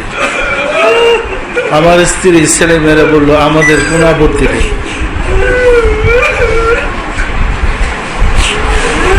আল্লাহ রাসূলের ধর্ম রক্ষা করতে যা করতে রাব্বুল আলামিনের অপার দয়ায় আমরা বিজয় হয়েছি, আল্লাহ রাসূলের পরিচয় তুলে ধরতে সক্ষম হয়েছি। সত্যটা মিথ্যা বলেন? এই সত্যটা জাতি জগতের কাছে তুলে ধরা আমাদের সবার দায়িত্ব ও কর্তব্য। এই ধর্ম তো আমার নয়, যে রাসূলের ধর্ম, মুহাম্মদ ইসলাম। রাসূলের জীবনে অসংখ্য অলৌকিক মুজিজা ঘটেছে। এই মুহাম্মদ ইসলামের এমন আশিকে রাসূল নেই যার জীবনে 2-1টা ঘটনা আল্লাহ ঘটন নেই। সত্য না মিথ্যা বলেন? এই সত্য আমরা তুলে ধরতে পারবো? আপনারা সবাই যদি চেষ্টা করেন, আমরা সম্মিলিতভাবে যদি সবাই চেষ্টা করি, তাহলে আমাদের জাতিকে, আমাদের দেশের মানুষকে আশিকে রাসূল বানাইতে সক্ষম হবে। আমরা কিন্তু পারব। আসুন আমরা সবাই মিলে চেষ্টা করি, ঘরে ঘরে যেন রাসূলের দিন, রাসূলের ধর্মটা আনতে পারি। সমস্যা হচ্ছে দিন ইসলামে 160 কোটি মুসলমান, দিন ইসলামের অনুসারীরা মোহাম্মদ ইসলামকে স্বীকার করে না। কি বলেন? করে? অস্বীকার করে, বলে দেওয়ানবাগী একটা নতুন ধর্ম বানাই বলছে। নতুন ধর্ম হলে অলৌকিক ঘটনা ঘটাইতেছে কেন? ইহা যদি আল্লাহ রাসূলের মনোনীত না হয়, 80% লোক রাসূলটা দেখে কেন? আমরা একটা পদক্ষেপ নিয়েছি, হয়তো আমি আপনি চিরকাল থাকবো না, আমরা চলে যাব, কিন্তু রাসূলের ধর্মটা আমাদের রেখে যেতে হবে। রেখে যাওয়ার জন্যে আমি বলেছি, আশিকে রাসূলদের জীবনে যে অলৌকিক ঘটনাগুলো ঘটেছে, যার জীবনে যাহা ঘটেছে, উহা লিপিবদ্ধ করে আমাদের দফতরে জমা করেন। আমরা এইগুলা সংগ্রহ করার পরে ভবিষ্যতের জন্য সংরক্ষণ করে যাব। আমরা না থাকলে কেউ যেন প্রমাণ করতে না পারে এই ধর্মটা ঠিক না। আমরাই বলবো, তোমাদের ধর্ম যদি সঠিক হয় একটা ঘটনা দেখাও। আমি চ্যালেঞ্জ করছিলাম ওই সময়, যখন চরম যুদ্ধ, তখন আমি এখানে বসে চ্যালেঞ্জ করেছিলাম, হুজুর আপনারা তো নাইবে রাসূল। আমি ওপেন বলতেছিলাম রাজধানীতে, আপনারা যদি সত্যিকার নাইবে রাসূল হয়ে থাকেন, আপনাদের অনুসারীদেরকে রাসূলের সাথে পরিচয় করে দেন, পরিচয় করে দেখাই দেন আপনার রাসূল আপনাদের। আমি জানি পারবেন না, এই ক্ষমতা নিয়ে জন্মগ্রহণ করেন নাই, কারণ আপনারই রাসূলটা দেখেছেন। বরং হুজুরগিরি সাইরা আমার এখানে আসেন, গোলামি করেন, রাসূলটা দেখাই দিই। ওই চ্যালেঞ্জ অনেক কিছু হয়ে গেছে। সংবাদ সম্মেলন করে আমি তখন বলছিলাম, আল্লাহকে দেখাইতে না পারলে দেশ ছেড়ে চলে যাব। আপনারা দেখছেন পত্রিকায় একদম শিরোনামে চলে আসছিল। সুতরাং সত্য চিরদিন সত্য। রাসূল সাল্লাল্লাহু আলাইহি সাল্লাম তার সত্যতা প্রমাণের জন্য মোবাইল, রাসূল সাল্লাল্লাহু আলাইহি সাল্লাম তার ধর্মের সত্যতা প্রমাণ করতে গিয়ে বিদর্মীদের সাথে মোবাইলায় লিপ্ত হয়েছিলেন। আসো, তোমাদের ধর্ম সত্য হইলে আমরা মাঠে নামি, আমার আহাল পরিবার সহ তোমরাও আসো, আল্লাহর গজব কামনা করব, যারা মিথ্যা তারা ধ্বংস হয়ে যায়। ওরা ভয় পেয়ে গেছিল। রাসূলের ধর্ম যে সত্য, মুহাম্মদ যে সত্য, এর প্রমাণের জন্য অনেক অলৌকিক ঘটনা ঘটেছে, ঘটতেছে, এখনো ঘটতেছে। ওই দিনই ঘটনা লিখতেছে, তো ঘটনা লিখতে গিয়া একটা দুইটা করে যার যাতে লিখতেছে। যাকে আমরা দায়িত্ব দিছি ঘটনা সংগ্রহ করার একটা লোক, আলতাফ মিয়া, উনি গিয়া বললো, বাবা জান একটা আশ্চর্যের ব্যাপার। কি? একটা ড্রয়ের ভিতরে 131টা অলৌকিক ঘটনা লিখা পাইছি। কেউ লিখছিল, খুঁজা পাইল, কেউ লেখে নাই। এই 131টা অলৌকিক ঘটনা কে দিয়ে গেল? বুঝতেছেন ব্যাপারটা? অলৌকিক ঘটনায় সাহায্য করার জন্য আল্লাহকে দেওয়া যায় নাই না? 131টা অলৌকিক ঘটনা কিভাবে তার কাছে আসবে? পরিষ্কার না? পরিষ্কার না? সম্মানিত আশিকে রাসূলগণ, আমি আপনাদেরকে পরামর্শ দেব, যার জীবনে যে অলৌকিক ঘটনা ঘটেছে লিপিবদ্ধ করে আমাদের দফতরে জমা দেন। আমরা ভবিষ্যতের জন্য দলিল হিসেবে ব্যবহার করব, রেখে যাব, যেন আশিকে রাসূলদের, মুহাম্মদ ইসলামের কোন রকম ক্ষতি কেউ করতে না পারে। এটা করা কিন্তু আমাদেরই দায়িত্ব, আমরাই করে যাব। মুহাম্মদ ইসলামের স্বর্ণযুগ 53 বছর ছিল, এরপর ইসলামটা ধ্বংস হয়েছে। ইসলামের জুব্বা আছে, পাগড়ি আছে, ঢিলা আছে, কুলুব আছে, মসজিদ আছে, নামাজ আছে, কোরআন আছে, হাদিস আছে, শুধু মুহাম্মদ নাই আর ইমান নাই। ইমান না থাকলে ইসলামের মূল্য কি? পরিষ্কার না? পরিষ্কার না? আসুন রাব্বুল আলামিনের সাহায্য চাই, তিনি যেন দয়া করে আমাদেরকে তার বেষ্টনীর হেফাজতে রাখেন। আমরা কিন্তু আল্লাহর আশ্রয়ে থাকতে চাই। আপনারা চান না? আমরা চাই রাহমাতুল আলামিনের হেফাজতে থাকতে চান না? তো আমাদের রাসূল তো কুল কায়নাতের রহমত, তার রহমত যদি আমাদেরকে নাজিল করে আমরা স্বর্গে চলে যাব। সম্মানিত আশিকের রাসূলেরা, আমরা শুরু করেছি মিলাদ দিয়া অনুষ্ঠান। আমাদের সারা দেশে মিলাদ চালু করেছি, ওজিফার ভিতরে মিলাদ ঢুকাই দিছি। আপনারা তো দেখছেন বা পড়তেছেন। এর কারণ হলো যারা মিলাদ পড়ে তাদের উপর আল্লাহর রহমত বর্ষিত হয়, অভাব অনটন দূর হয়, রোগ বিমার দূর হয়, বালা মুসিবত দূর হয়, কামাই রুজিতে বরকত হয়, রাসূলের দিদার, এই 5টা জিনিস পায়। গত ওই যে নার্গিসের হামলা আসছিল বাংলাদেশে কিছুদিন আগে, ঘূর্ণিঝড় না টর্নেডো, ওই সাগর থেকে যেটা উঠছিল, তখন এটা নার্গিস নাম দিছিল। আচ্ছা, এই নার্গিসটা যখন আক্রমণ করতেছিল, টেলিভিশনে বারবার বলতেছিল এটা অলি আল্লাহর দেশ বাংলাদেশ, বিপদে বললেই বাবা বাঁচাও, আর বিপদ গেলে বাবার আসছিল নাকি, অলি আল্লাহর দেশ বাংলাদেশ গান গাইতেছিল। আর ওইদিকে বলতেছিল 245 কিলোমিটার বেগে নার্গিসে কক্সবাজারে আঘাত হানবে রাত্রে কয়টার সময় যাবে, টাইমটা বারবার বলতেছিল। কক্সবাজারে, চট্টগ্রামে, তো আমাদের সাগরের একদম পারে জোয়ার যখন আসে তখন আমাদের খানকা শরীফ বেড়া পর্যন্ত জোয়ার সব, ওইখানে আমাদের খানকা শরীফ আছে কক্সবাজারে। তো সবাই তো চলে যেতেছে, আমার যাত্রীরা যাইতেছে না। এই মাল সামানা ফালে ডুবলে তো সবাই যাবে, এগুলো সাহস বেশি, সাগরের পাড়ে থেকে তো যেতেছে না। বারবার ওদের যোগাযোগ করতেছিল, দরবার থেকে পরামর্শ দেওয়া হয়েছে আপনারা মিলাদ পড়েন। এরপরে রাতভর সব বাসায় বাসায় জাকেররা মিলাদ পড়তে শুরু করছে। একদম নিজেরা মিলাদ পড়তেছে, কাঁদতেছে, মিলাদ পড়তেছে, কাঁদতেছে। আল্লাহর পক্ষ থেকে গজব, যেটা বাজেট সেটা ধ্বংস করে দেওয়ার দায় আজিব, মানে মেসাকার ঘটাইবে। কিন্তু আপনারা মনে রেখেন, আজাব গজব যা দেয়, খোদাই প্রশাসনের ব্যক্তি আছে যারা এটা কন্ট্রোল করে, তাদের কুতুব বলে, অলি কুতুব। তো গজব যখন এখানে আসতেছে তখন দেখতেছে আর এই গজব যে চাপানো কোথায়, এগুলো যে বাসা বসে পড়তেছে, ইয়া রাসূলুল্লাহ ইয়া হাবিবাল্লাহ ইয়া রাসূলুল্লাহ ইয়া হাবিবাল্লাহ ইয়া রাসূলুল্লাহ ইয়া হাবিবাল্লাহ ইয়া রাসূলুল্লাহ ইয়া হাবিবাল্লাহ ইয়া রাসূলুল্লাহ ইয়া হাবিবাল্লাহ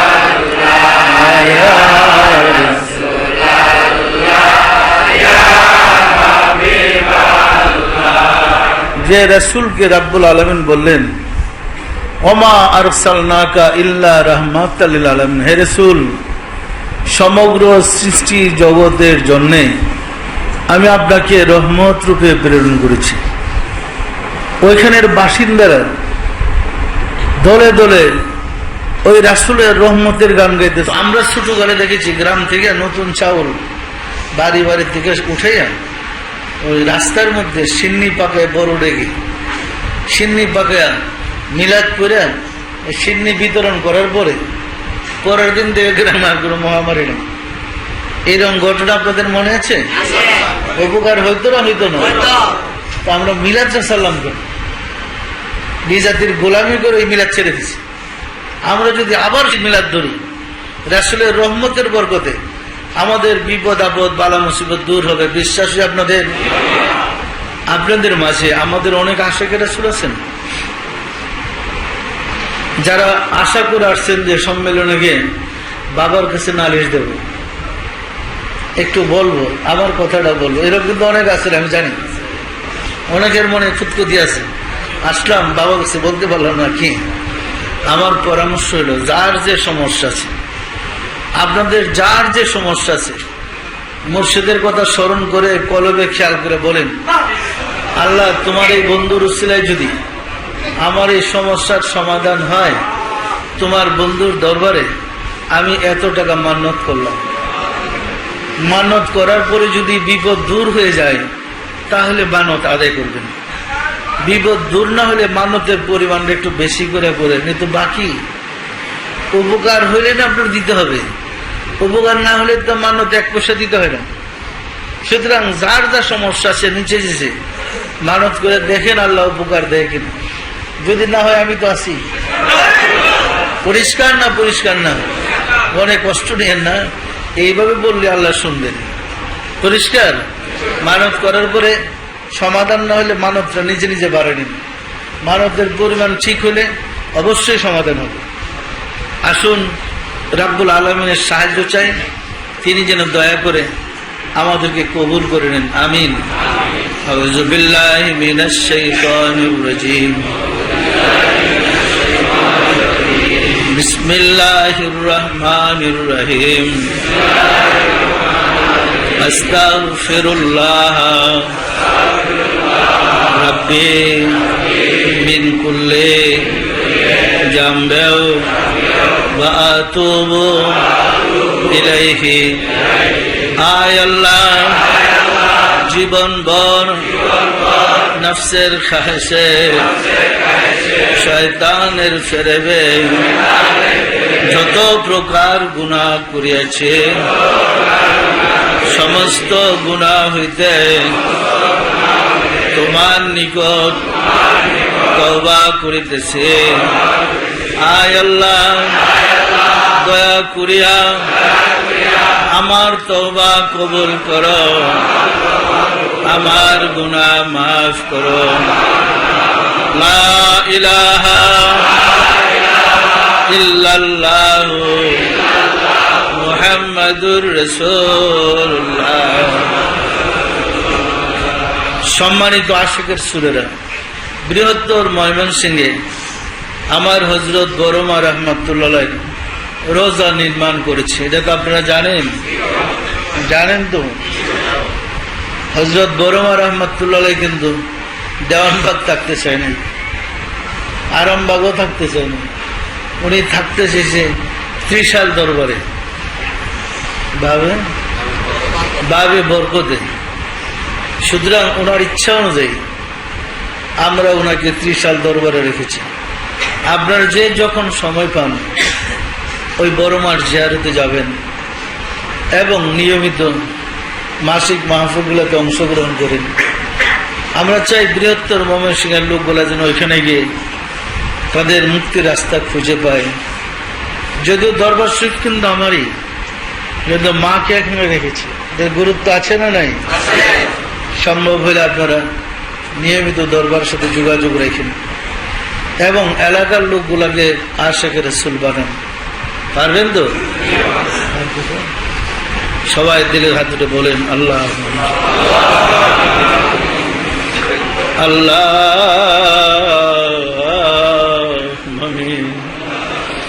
গোদল মৌলা দল খুদা, অদম কাঙ্গাল ভিক্ষুকেরা বাবে রহমতে, আজ আশিকে রাসূল সম্মেলনে বৃহত্তর ময়মনসিংহের আশিকে রাসূলদের উদ্যোগে আঞ্চলিক আশিকে রাসূল সম্মেলনে জমায়েত হলাম। বাদফাজার থেকে আলাপ আলোচনা, তালিম তরবিয়ত হয়েছে, মিলাদ শরীফ পাঠ করেছি। এর মধ্যে যত ভুল বেয়াদবি করেছি তোমার শাহী দরবারে জোরহাত করে মাফ চাই। জীবনে যত ভুল বেয়াদবি করেছি দয়া করে মাফ করে দাও, মাফ করে দাও মওলা। আমাদের ভুল বেয়াদবিকে মাফ করে দাও, আমাদের ইবাদত গুলো কবুল করে নাও, এর ফজিলত পৌঁছে দাও। ताजदर मदीना सरकार दो आलम हजरत मोहम्मद मुस्तफा अहमद मुस्तफा सल्लल्लाहु अलैहि वसल्लम হুজুরে সওয়াব নজর পোষাও রাসূল পাক সাল্লাল্লাহু আলাইহি ওয়াসাল্লামের সম্মানিত পিতামাতা দাদা দাদি নানা নানি আল আওলাদ আল আসহাব আজওয়াজ মুতাহিরিন আহলে বাইতিন খুলাফায়ে রাশিদিন দের আর পাকের হুজুরে সওয়াব নজর পোষাও খাতুনে জান্নাত মা ফাতেমা রাদিয়াল্লাহু তাআলা আনহা सैयदना हजरत इमाम हसन सैयदना हजरत इमाम हुसैन রাদিয়াল্লাহু তাআলা আনহুমা যারা দিন ইসলামের জন্য যারা মুহাম্মদ ইসলামের জন্য কারবালার প্রান্তরে শাহাদাত বরণ করে গেলেন মাওলা দয়া করে তাদের আরো আব্বাকে হুজুরে সওয়াব নজর পোষাও বাবা আদম আলাইহিস সালাতু সালাম হইতে রাসূল সাল্লাল্লাহু আলাইহি ওয়াসাল্লাম পর্যন্ত যত আম্বে গ্রাম দারুল বাকায়ে তশরিফ দিয়েছিলেন তাদের আরওয়াহ বাকের হুজুরে সওয়াব নজর পোষাও সওয়াব নজর পোষাও মাওলা আমার মুর্শিদ পীরানে পীর দস্তগীর সুলতানুল মাশায়েখ সুলতান ইয়া মুজাদ্দাদ ইয়া তরিকার ইমাম শাহ চন্দ্রপুরী রহমাতুল্লাহ আলাইহি হুজুরে তার সহধর্মণি হযরত বড় মা রহমাতুল্লাহ আলাইহি হুজুরে সওয়াব নজর বসরি মাওলা হযরত খাজা বাহাউদ্দিন নকশবন্দি রহমাতুল্লাহ মুজাদ্দিদ আল ফিসানি রহমাতুল্লাহ খাজা মাইনুদ্দিন চিশতি রহমাতুল্লাহ বড় পীর আব্দুল কাদের জিলানী রহমাতুল্লাহ তাদের তরিকার সিলসিলায় যত পীর ওলি গাউস কুতুব तमाम পৃথিবীর মুমিন মুমিনাত যে যেখানে ইন্তেকাল করিয়াছে মাওলা দয়া করে তাদের আরওয়াহ পাকের হুজুরে সওয়াব নজর পোষাও আমরা ভিক্ষুকেরা যারা তোমার শাহী দরবারে হাত উঠাইলাম আমাদের আপন আপন গর্ভধারিণী মা জননী জন্মদাতা পিতা মহাবদ্র স্ত্রী শ্রদ্ধা শ্বশুর শাশুড়ি দাদা দাদি নানা নানি খালু খালা ছেলে মেয়ে খেসাকরাবা যে যেখানে ইন্তেকাল করিয়াছে মাওলা দয়া করে তাদের আরওয়াহ পাকের হুজুরে সওয়াব নজর পোষাও আর যারা জগতের বুকে বেঁচে আছে তাদের প্রতি রহমত নাযিল করো মাওলা গো ঘরে ঘরে আশিকে রাসূল বানিয়ে দাও আশিকে রাসূলদের বিপদ আপদ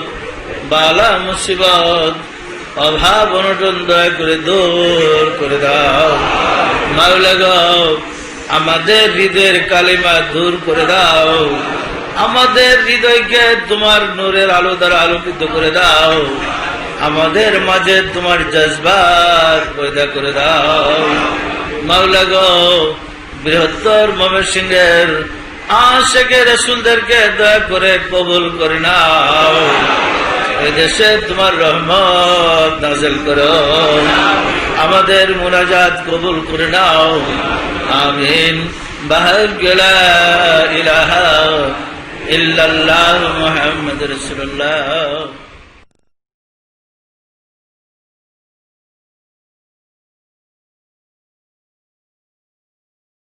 একটি ঘটনা আমি এখন আপনাদের সম্মুখে তুলে ধরতে চাই। একবার আমার মনে পড়ে, হঠাৎ একদিন খবর আসলো চট্টগ্রামের রাঙ্গামাটির আমাদের জাকের ভাই মেজর আরিফ তিনি মারা গেছেন। এক চট্টগ্রাম থেকে এক ভাই একদিন মাগরিবের নামাজের পর ঢাকায় আসলেন। আসার পর আমাকে সংবাদ দিলেন, ভাইজান একটা দুঃসংবাদ আছে। আমি বললাম কি? তখন বললেন মেজর আরিফ নাকি মারা গেছে। আমি শুনে অত্যন্ত মর্মাহত হলাম, কারণ ইয়াং অফিসার ডালবাজানের বীর ভক্ত, যখনই তার বাড়ি বরিশাল, সে যখনই ঢাকায় আসে ডালবাজানের সাথে অবশ্যই দেখা করে, যার ফলে তার সাথে আলাপ আলোচনার কারণে আমার সাথে খুব একটা আন্তরিকতা গড়ে ওঠে, যার ফলে তার মৃত্যুর সংবাদ শুনে আমি অত্যন্ত মর্মাহত হলাম। আমি সাথে সাথে ডালবাজানের কাছে গেলাম, গিয়ে বললাম, বাবাজান মেজর আরিফ নাকি মারা গেছে। বাবা বললেন কিভাবে? আমি বললাম, যে জানতে পারলাম রাঙ্গামাটিতে তিনি টহল দিচ্ছিলেন, গাড়ি নিয়ে টহল দেওয়ার সময় হঠাৎ করে এই শান্তি বাহিনীর লোকেরা তাদের উপর অ্যাটাক করে। অ্যাটাকে বাংলাদেশের বেশ কয়েকজন অফিসার সহ সেনা মারা যায় এবং এই সংবাদ পত্র পত্রিকায় এসেছে, আমরা দেখেছি। কিন্তু ওই ঘটনার শিকার যে মেজর আরিফ, সেটা আমরা জানতাম না। দয়াল বাবাজানকে বলার পর বাবাজান বললেন, ঠিক আছে তুমি চট্টগ্রামে ফোন করে দেখো আসলে ঘটনা কি। দয়াল বাবাজান বলার পর আমি চট্টগ্রামে ফোন করলাম, চট্টগ্রামের আশিক রাসূল পরিষদের সেক্রেটারি জনাব ইউসুফ ভাইয়ের কাছে। ইউসুফ ভাইয়ের কাছে ফোন করে জিজ্ঞেস করলাম, ইউসুফ ভাই মেজর আরিফ নাকি মারা গেছে? ইউসুফ ভাই আমাকে জানালেন, হ্যাঁ আমিও খবর পেয়েছি মেজর আরিফ মারা গেছে এবং তাকে মানে সেনাবাহিনীরাই জানাজা দিয়ে তাকে দাফন কাফন করেছে। ইউসুফ ভাই বলেন মারা গেছে, তাই তিনি অত্যন্ত দুঃখ প্রকাশ করলেন। তারপর আমি আরো নিশ্চিত হওয়ার জন্য আমাদের চট্টগ্রামের সেনানিবাসের সংলগ্ন স্থানে থাকে আমাদের ক্যাপ্টেন আব্দুল মুতালিব সাহেব, ক্যাপ্টেন মুতালিব ভাইয়ের কাছে ফোন করলাম। ফোন করে জিজ্ঞেস করলাম, মুতালিব ভাই শুনলাম মেজর আরিফ নাকি মারা গেছেন।